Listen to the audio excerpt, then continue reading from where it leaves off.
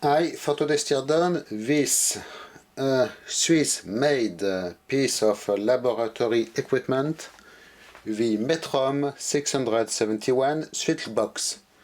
So it was available on German eBay for 10 euros. So why not? Apparently it is some equipment for remote controlling scientific devices, maybe spectrometers or something like this. So made by the Metrom brand. Front panel we have one on-off switch and apparently 4 channels you can control individually with each time on-off, remote control selector and multi-turn potentiometer, which is quite unusual, this button, because actually these counting buttons, these ones go in negative. You can go down to -2 apparently, and then 0, 1, 2, 3, 4 and 5. From +5 to -3 or something like this. Quite unusual.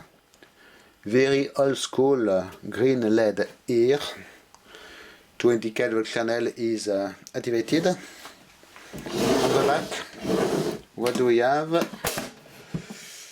We have the connections, so big card edge connector here, then 4 inputs, 1 output with grounding banana jacks and some kind of LEMO connector here with a center gold pin, apparently quite nice quality. Instructions in English and German here. Serial number for you playing at home. Option 010, serial number 0L6141. Your regular IEC plug made by Metrom Ericeau, Switzerland.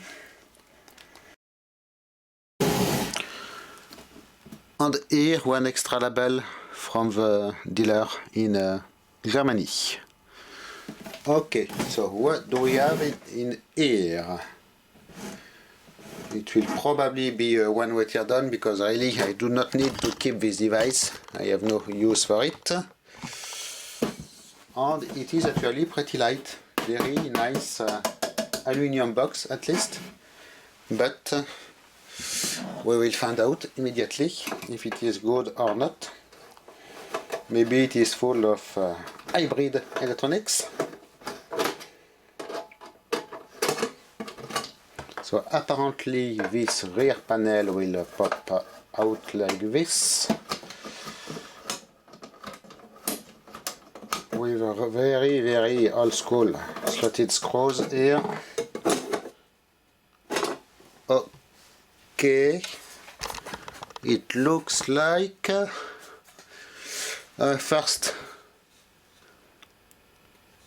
here in this back panel we have extra instructions.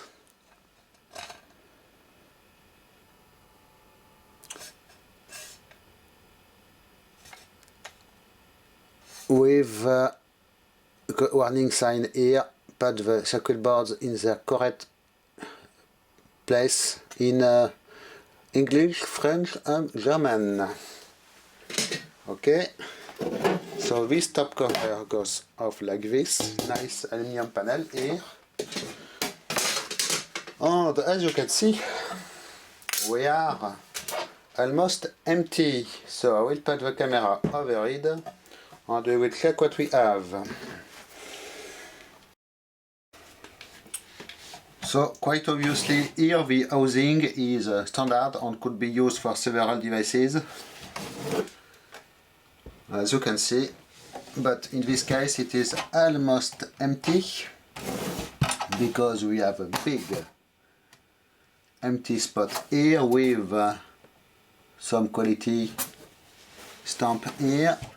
we have the front panel with your 4-channel selector, nice Contelec multi-turn potentiometers, at least I can salvage, the switches, the multi-turn buttons, and nice and as well super thin wires, as you can see. The main power switch here, and we have for the electronics 2 circuit boards plus the power supply.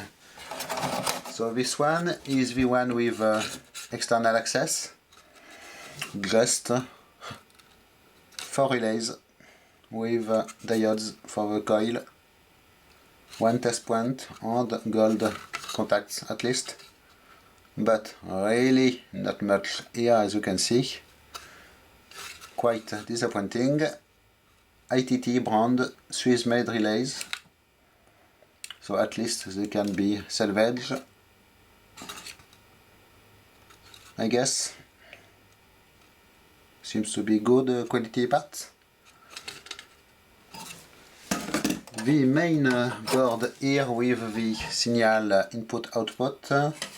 As you can see, your banana plugs for ground and your kind of LEMO connectors here, mounted on these metal brackets with the help of a lot of screws, some model number sticker here, and some proof of apparently rework. Yes, the transistors are delicate and they did replace some of them. We have apparently some logic ICs here to select which channel you want to use, and the main area of interest here are those nice reed relays made of a coil and a separate reed switch inside.